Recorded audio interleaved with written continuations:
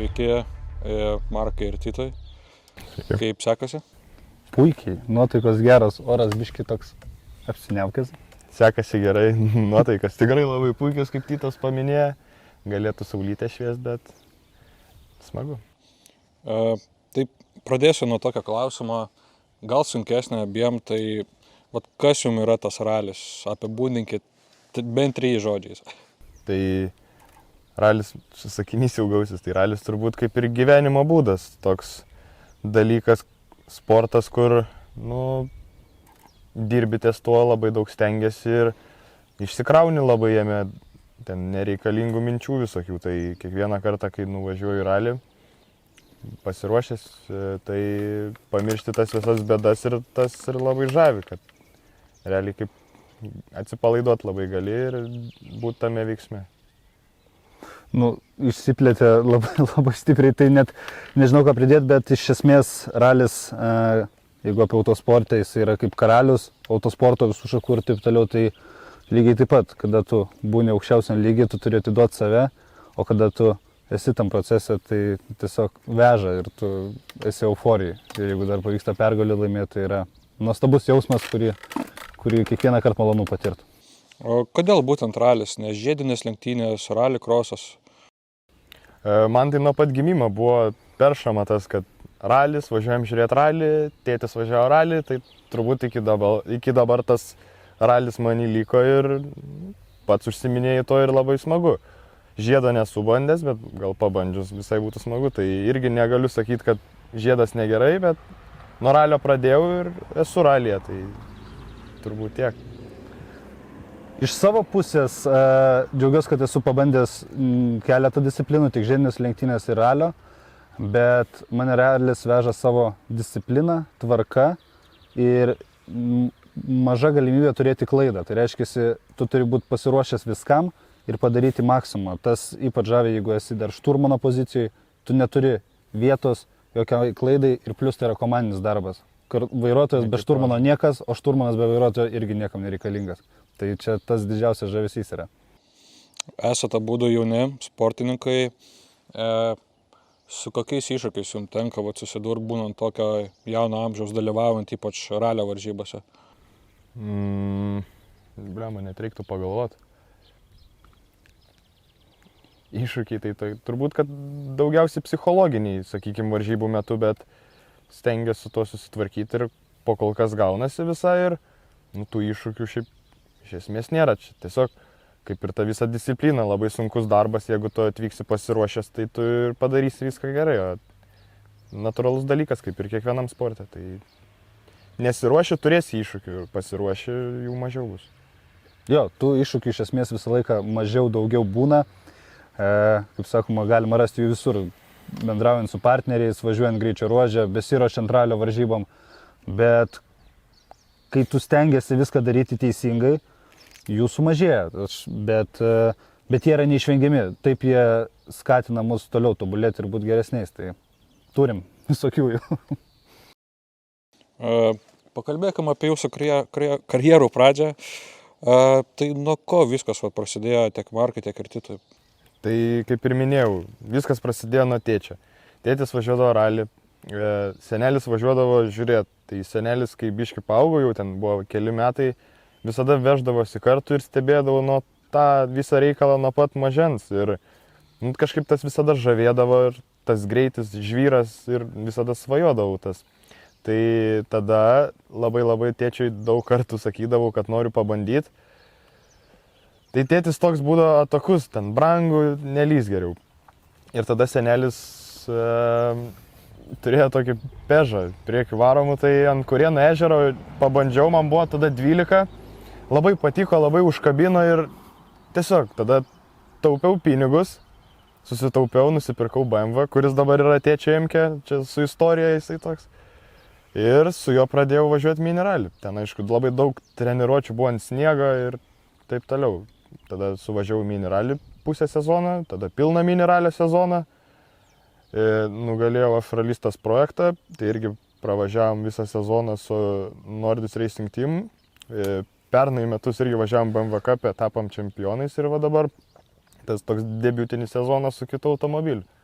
Tai tas karjera tokia trumpa, bet viduj daugiau emocijų liejasi ir tiesiog nemoku jų išpasakot. Na, pas mane asmeniškai, tai kas be ko, tai visa tėčio yra dėka, nes žiūrėjau albume nuotraukas, kai jau mane 2 mėnesių buvo lenktynių trasą atsineštas, tai jo, tas lenktynėse buvimas, jisai nuo pačių mažiausių dienų, kokiu įmanoma, ir ta prasme, ir tas mechanikavimo net negali pavadinti, leisdavo tik mašiną pavalyti, bet visame tam procese tai buvo metai iš metų eilė buvime tame. O profesionaliai tai prasidėjo, gal kai mums buvo 15 metų, tai pradėjau važiuoti žiedinėse lenktynėse ir, kaip sakoma, dabar jau praėjo kiek, 7 metai nuo to proceso, tai 20 metais prasidėjo ralio veiksmas kaip šturmano, kartu su tėčiu pražiūrėjom visą pilną sezoną. Per tą sezoną tai turėjau, viską išbandžiau, ką šturmanas gali padaryti, visas klaidas, tai visas ir padariau. Stenogramą pamesta, lapai perversti, ten, kaip sakoma, neužskaityta, neužrašyta kažkas ir taip toliau, bet tai davė naudos, kaip sakoma, tolesniam procese tuos dalykus daryti teisingą linkme. Ir aišku, paraleliai visą laiką kiekvienais metais jau kokie 6000 km būna kaip su žiediniam lenktynėm.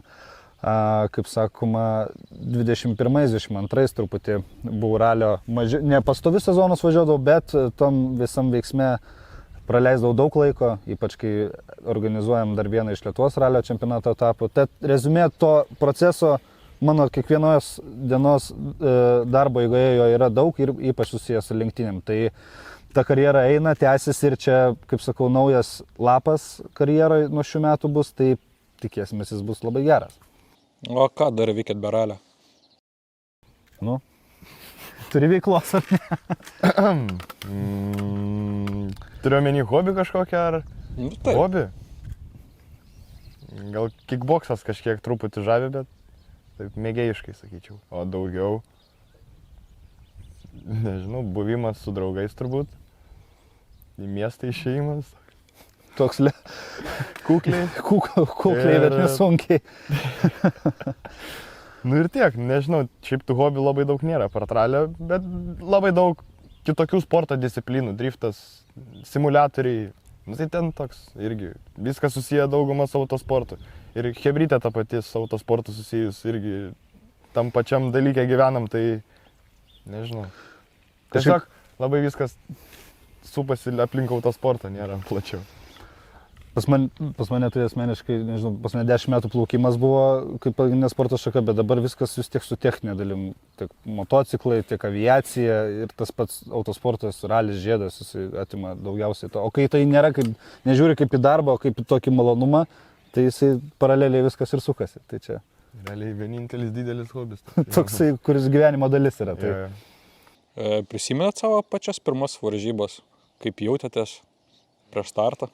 Turėjau omeny mėgėjiškas ar jau čempionatinės miniralė? Kad ir mėgėjiškas, bet... Mėgėjiškas, bliamba, tada atsimenu, jo, labai gerai atsimenu. Žiauriai drebėjau, labai bijojau ir važiavom prieš tai treniruotės. Ten treniruotės, viskas ok, važiuojam be klaidų, viskas gaunasi ir tada pirmas jau įskaitinis ir kažkas man įsijungė.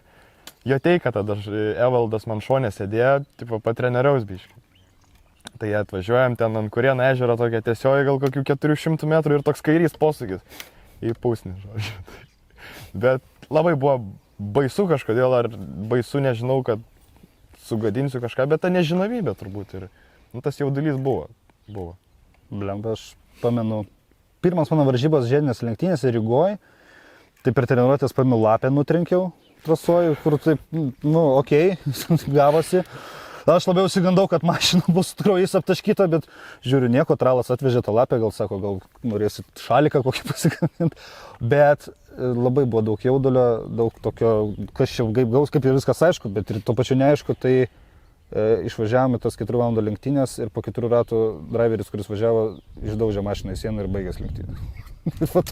Toks tas startas pirmas buvo. Tai čia pala, važiavai su BMW, ne? Taip, su BMW M3, su mūsų tokia pravardė Bitutė, nes jinai prieš daug metų buvo su bitės reklama, tai prilipęs tas pavadinimas tai mašinai. Bet Markai, tu pradėjai važiuoti su BMW būtent iš karto. Ir tavo 22 metai buvo tavo tas pirmasis sezonas mini ralyje, dar prieš tai 21 berods šiek tiek važiavai. Ir 22 metais pamenu, kad iš karto pirmas greičio ruožas čempionate ir pirma pergalė, iškart greičio ruožė, iškart kritai į akį. Ir visą sezoną su Klaudu Bučinsku varžysi lygus kaip su lygiu.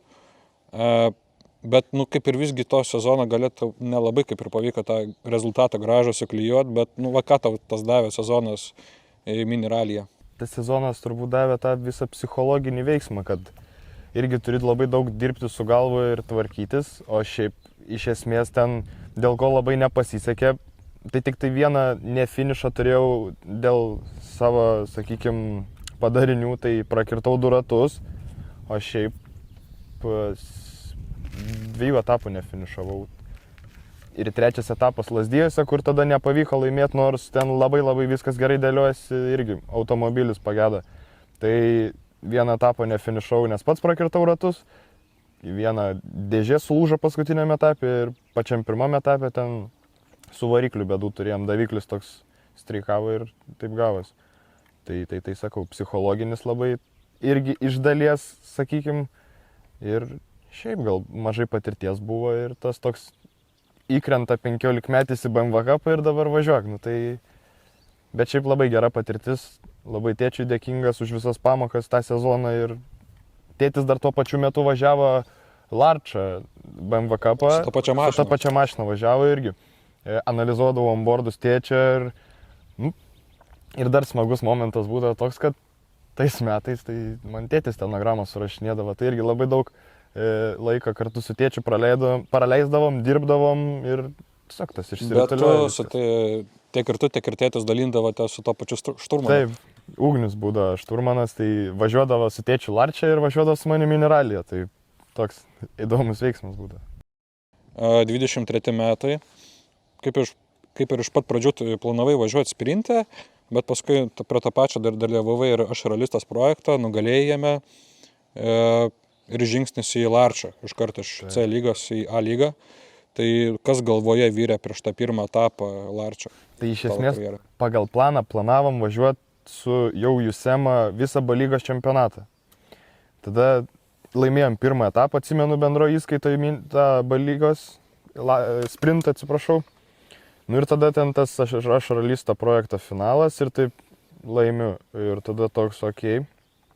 Ir tas labai irgi psichologiniai veiksmai labai pajaučiau didelį spaudimą, nes nesu turėjęs tiek dėmesio, sakykime, žiniasklaidoje, televizijoje, į kameras kalbėti labai būdavo keista ir tas toks, man atrodė, kad labai daug tikimasi iš manęs ir aš tas per psichologinės klaidas darydavau labai tokias grubės klaidas ir labai daug ir ten mašiną pagadindavau pirmame etape. Pirmas etapas apsivertė, norėjau paklausti, ir kažkaip po to stogo tavo Vekšnių ralyje, to buvo kažkaip, psichologiškai buvo sunkiau atsistatyti. Ar tiesa, kad pas Dereškevičių lankysi?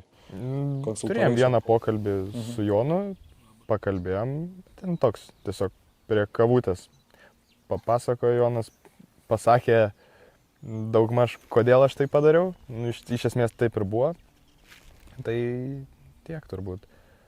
Tai tas, sakau, psichologinis labai buvo spaudimas tą visą sezoną ir tas pats pirmas stogas, niekad neturėjau tokios stiprios avarijos ir tą visą sezoną paliko tą tokį viduj labai traumą, sakyčiau, ir nepavyko jas išgydyti iki galo. Bet buvo ir pasitraukimų, ir tų pačių krešų, bet ką pasiėmė iš to pirmo Larčio sezono? Pasiėmiau iš to pirmo Larčio sezono irgi labai dėkingas Nordis Racing Team komandai. Pasisėmiau to, kad ne viskas gyvenime einasi kaip iš pypkės ir visada būna pakilimų ir kažkokių nuosmukių labai stiprių ir tas ir, sakyčiau, labai mane pamokė ir psichologiškai tas visas sezonas, sakykime, mane parašė.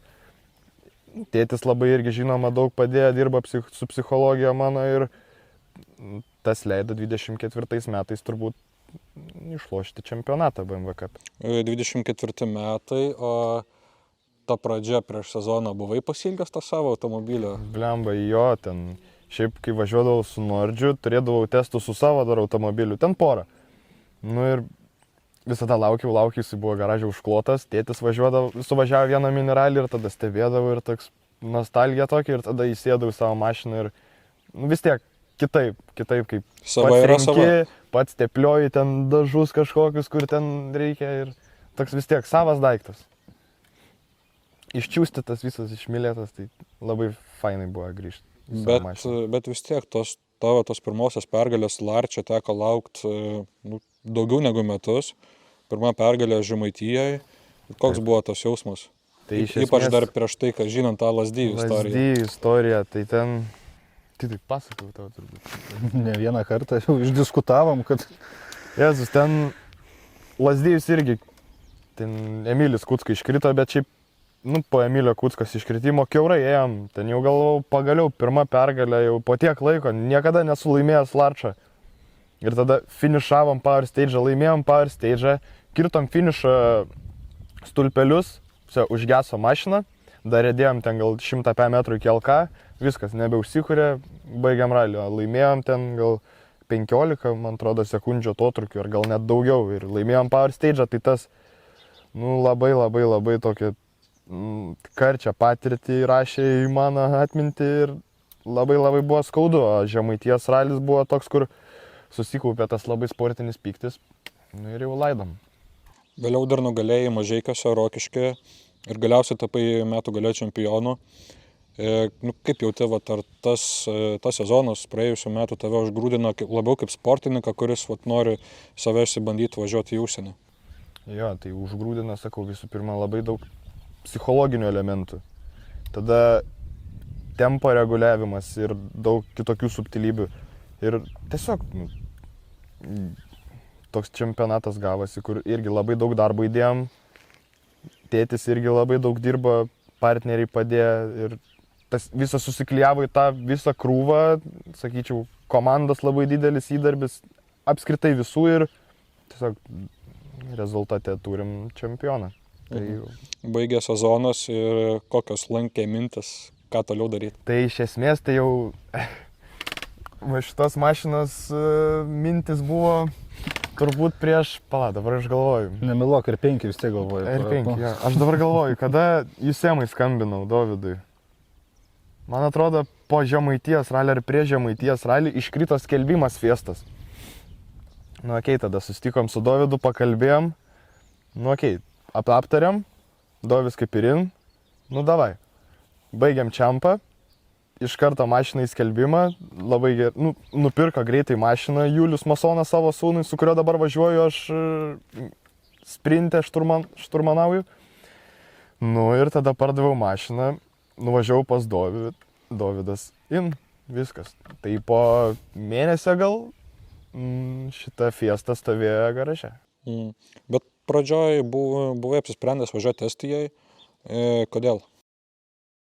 Tai iš esmės Lietuvoje neturėjom dar tokio, kaip ir paskelbto dalyko, kad vyks toks kaip projektas, kur išlošęs čempionatą gali kilti karjeros laiptais Europoje. O Estai tokį dalyką turėjo, tai nusprendėm važiuoti visą Estijos čempionatą dėl konkurencijos visų pirma irgi pasižiūrėti, kurioje vietoje mes ten esam tarp tų kietų Estų. Ir apskritai, nauji regionai, nauji greičio ruožai ir, manau, būtų buvę naudinga patirtis. Ir tai vieną etapą ir suvažiavom, Aluksnės. Drebėjo rankos prieš pirmą greičio ruožą? Ne. Buvai užtikrintas? Buvau užtikrintas. Tas truputį paliko, kad vis tiek. Bet tai vis tiek sekvencinė dėžė, skirtinga šių varoma mašina. Galvojau, bus čia reikalų truputį ir toks, kai grybas pravažiuosiu, bet labai daug su simuliatorium dirbau. Ir tas pats pirmas kilometras, kai jau tą trečią bėgį jungiau, šypseną ten iki ausų ir ten viskas kaip simuliatoriai, tai tas labai žavėsi paliko, kad ta mašina taip lengvai kontroliuojama. Aišku, po galų varomos mašinas aš su galų varoma mašina, su BMW savo važiavau labai tiksliai kaip su priekiu varoma mašina, tai man, sakyčiau, sunkumų didelių nebuvo, bet, sakau, tas toks nebuvo to didelio jaudulio prieš tą pirmąją startą su šitą mašiną. Bet tau užteko tų 9 km pirmų, kad suprast, apie ką tai yra? Nesupratau vis tiek. Ten dar tiek kilometrų reikia save prasukti. Samis Pajeris, iš esmės, kai važiuodavo su tokia mašina, jis prasukdavo per metus 10 000 kilometrų. Ir čia dar skaitosi mažai. Tai irgi galima palyginti. Ok, dabar su trofė. Lithuania Rally 4 trofė. Kaip priėmė naujieną, kaip pirmą kartą sužinojo apie šitą projektą?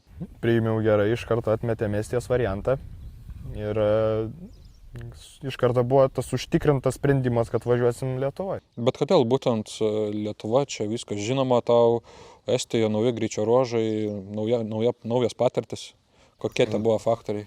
Taip, Estijos visų pirma važiuojam dėl prizų, kad kilti karjeros laitelis aukščiau, o Estijai tas prizas nebuvo toks žavus ir patrauklus kaip mūsų lietuvių Rally 4 Trophy ir tiesiog nusprendėm važiuoti Lietuvoje. Bet pirmame etape buvo ir labai mažai dalyvių. Taip. Tai čia irgi buvo vienas iš tų faktorių. Tikėjausi, kad bus tų daug dalyvių Estijos čempionate, bet ten tiesiog jų nebuvo. Visi tie kiti estai jau RC, Europos ralio čempionate važiuoja. Kaip manai, tai bus tavo pats svarbiausias sezonas karjerai?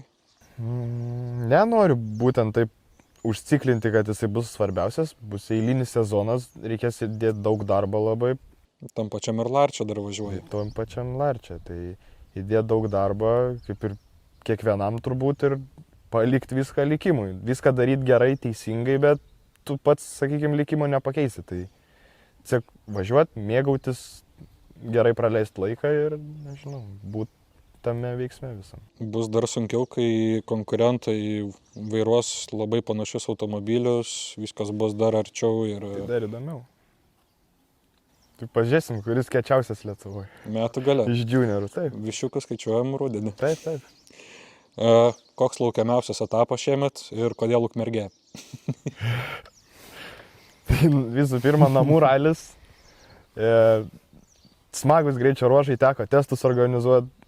Daug greičio ruožų, net nežinojau iš esmės, įsivedė ten Rally Maps, tai ten žymiai jų daugiau aplink Ukmergę, tai tiesiog Ukmergė gimtasis kraštas, daug draugų, šeima, visi čia realiai vienoj krūvoj ir tiesiog tas palaikymas turbūt labiausiai žavi ir to laukiu aš. Ukmergė, ten kaip tam centre brūžindavom su dviračiais, ten nežinau ir...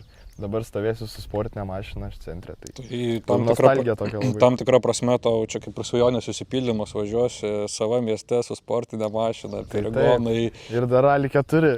Gimtasis. Tai irgi tas Rally 4 buvo svajonė turbūt nuo vaikystės, turbūt kaip Dirt Rally 2 išėjo ir tas garsas fiestas man buvo toks ir sakiau, jeigu kažkada pavyks, tai sakau fiesta. Tai va taip.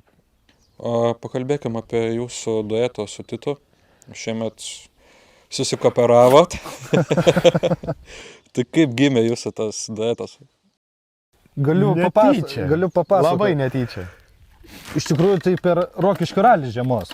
Mes su Marku nebuvom kažkaip nepažįstami, mes vis per kiekvieną ralį pasisveikinom, pabendraudom, kažką truputėlį taip. Bet, kaip sakoma, tokio...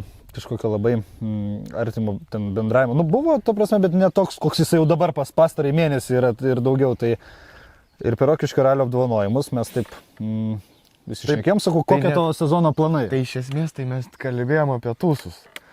Kažkaip ten buvo tema, jau kalbėjom apie kažkokius vakarėlis kažkaip tas labai trumpą akimirką, kitą sezoną ten. Kitą sezoną, tai sako, čia dar dėlios, o kas tau šturmanaus, tai va dar čia irgi tariuosi su šturmanu, su kurio praeitais metais važiavau.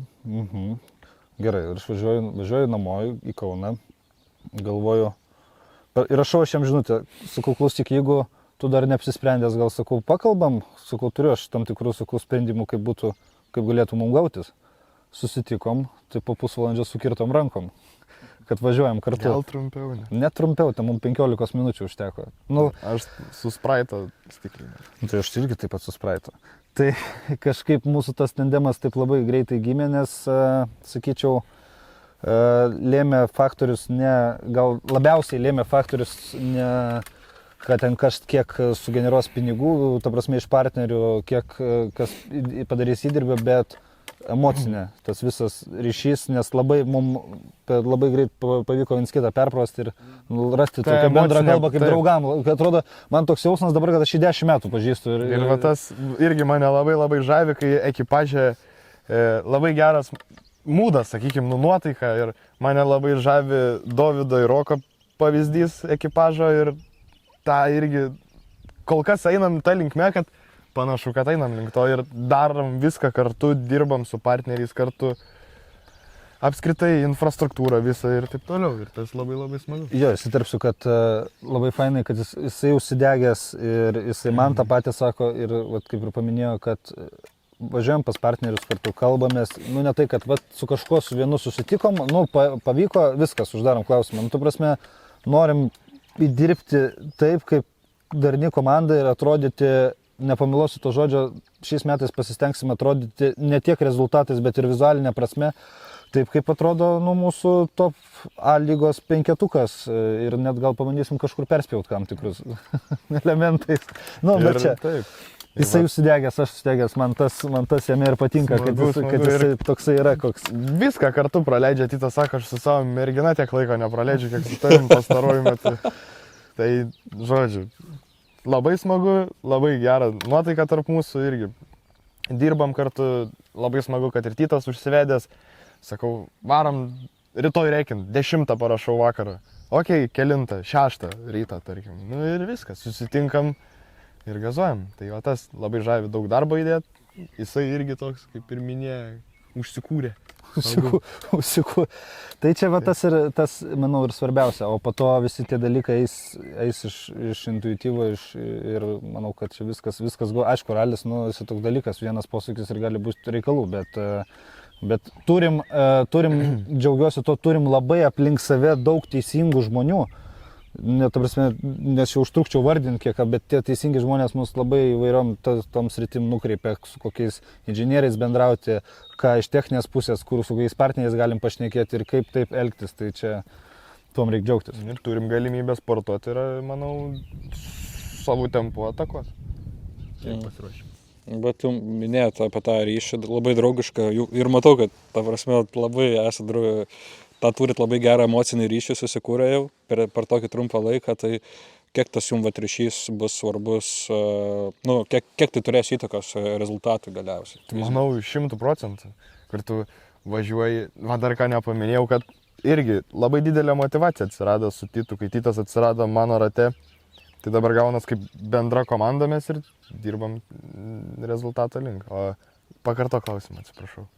Tai kiek tas Kiek svarbu tavo emocinis ryšys? 100%, ta prasme 100%. Aš manau, jeigu neturi gero emocinio ryšio pakalbėti apie kitus dalykus apartralio, tai manau čia ne ekipažas. Vis tiek turi nuraminti vienas kitą kažkokiais dalykais. Tai kiek suprantu, apie merginas dažnai išnekėsit? Varžybų metu. Mes jau tų temų ten tiek išnekėję, kur jau, kaip sakoma, neturim, kur tik tai jisai žino, arba aš iš jo pusės, bet jo, nes, pažiūrėjau, iš savo paties esu su keletą vairuotojų net ne lygoj, tiesiog važiavęs, buvęs bendrai automobilyje, kur, kaip sakom, kai ta nuotaika netokia ir tada toksai jautiesi biškai, nediskomfortiškai, tai čia šturmano, kaip sakau, viena iš tų pagrindinių darbų yra tokių, kur jo nieks nemato ir net nereikia jo matyti, kada vairuotojas jisai nepatenkintas, piktas, nuliūdęs, tu turi įvesti į tas vėžės, kad jisai susikoncentruojam dabar sportui, tada po sporto gal jau galima tom emocijom, bet tą labai iškontroliuoti, o tas žiauriai svarbu, nes jeigu aš dabar, čia kaip sakoma, sėdėtume, čia tik tai, kad čia kažkas pinigų atsinešė ir tipo tokie kaip karininkai, įtampa nereikalinga. Ne, nereikia. Tai jauni, linksmi. Bet su protu. Ir su protu. Europos ralio čempionatas. Taip. 26 metai turit galimybę į bilietą, kurį dar reikės susikovoti šiemet. Taip. Kaip save įsivaizduojat junior RC čempionate? Nežinau, neteko bandyti. Bet kaip ir visi, daug dirba, daug ruošiasi ir taip tas rezultatas ateina. Tai manau lygiai taip pat. Daug dirbti, daug ruoštis, treniruotis, kurt visą komandą aplink save ir, manau, susilipdys gerai. Kaip save, negazina nauja danga asfaltas, vat, būtent ypač, kur tai yra kardinaliai kitokia danga negu žvėris. Negazdina. Turim tokias galimybės, kad jeigu viskas seksis pagal planą, turėsim ir treniruočio ant asfalto. Tai, manau, viskas labai gerai čia. Jo, iš tikrųjų, jeigu, kaip ir Markas pasikartosiu, jeigu viskas eisis pagal planą, turim, kaip sakoma, per bendro ekipažo techninius vienetus yra vienas vienetas, kuris labai gerai žiedinėse trasose duoda supratimą, kaip vairuoti priekį varomą automobilį. Tai Žiedinis Rally 4. Žiedinis Rally 4 yra toksai, tai neužbėgam įvykiams už akių, bet jeigu viskas eisis, tai nebus užmirštas šitas dalykas. Pasiruošim. Stebite RC šiemet? Pirmą etapą stebėjau, bet labai mažai. Aš labai Ticą sekiau, Estą, bet jam ne kaip ir Vaherį. Tai Vaheris žiauriai šaunuolis, kaip važiuodavo visada ant žvyro labai greitai ir tą parodė, kad gali ant asfalto greitai važiuoti. O Ticui tai, nežinau, jisai toks visada truputį būdavo silpnesnis už Vaherį, kad ir ant to pačio žvyro, tai gal jam neįprasta buvo asfaltas, gal kažką, bet susidėliojo jam nekaip. Daug klaidų mačiau darė irgi, tai tas gal įtakojo rezultatą. Tai jo daugiau. Įdomu buvo sekti juniorus, to bendro neteko. Virš 20 dalyvių buvo, tai... Tai ten muštynės konkrečios. Šiaip tendencija vis kyla, kaip pažiūrėjus pagal tų dalyvių kiekį, ta prasme, jinai tendencingai kyla į viršų ir tas konkurencingumo lygis pasižiūrėjo vieną etapą. Taip, vieni iš mūsų regiono atvykę dalyviai, jiems yra lengviau ant žvyrinės dangos, tie, kurie gimė pietų Europoje, jiems yra lengviau ant to asfalto, bet tas ir įdomu, visą laiką maišosi tos kortos. Vienas stipresnis ten, kitas stipresnis ten ir ta konkurencija paskutinėme etape lieka tokia, kur ten jau, wow. Tai jau. Ir pabaigai, ko palinkėtumėt vienas kitam savo ir pats savo? Sau palinkėk dabar pirmą. Ja. Sau palinkėt, kad nebūt tinginiui, dirbti, įdėti į tą pastangų ir nes kiekvienas darbas atneša kažkokius vaisius. Tai tą pastebėjom dabar ir manau nesustosiu. Tik linkiu savo nesustoti. Aš savo palinkėsiu, gal, manau, kad tai nedings, bet išlaikyti tą patį atkaklumą. Visą, ką mes dabar darom prie sezono, tai kad sezono metu tas atkaklumas jisai niekur nedingtų. Ir kad tai raiškiai žodžius tarčiau, kaip sakoma, kad nebūtų kažkokių, kiek metrų, koks posūkis. Tai ką ekipažui, turbūt tos geros nuotaikos, tiesos, išsikalbėjimo ir čia kaip santykiuose, girdėjai. Panašiai taip. Su moterimi. Visada tiesą sakai, tiesiai šviesiai akis, supranta, išsikalbė ir viskas. Aš gal palinkėsiu, aš žinau, kad mes galim padaryti gerą rezultatą, kaip sakoma, bet palinkėsiu, kad mes link to eitume ir kaip gausis taip, bet aš tikiu ir palinkėsiu, kad mums taip ir gautųsi. Ir kad tą bilietėlį, kaip sakoma, yra galimybių, tai jį reikia ir paimti. Tai čia jau kaip dievas. Kaip dievulis duos. Kaip dievulis. Ačiū. Ačiū Jums.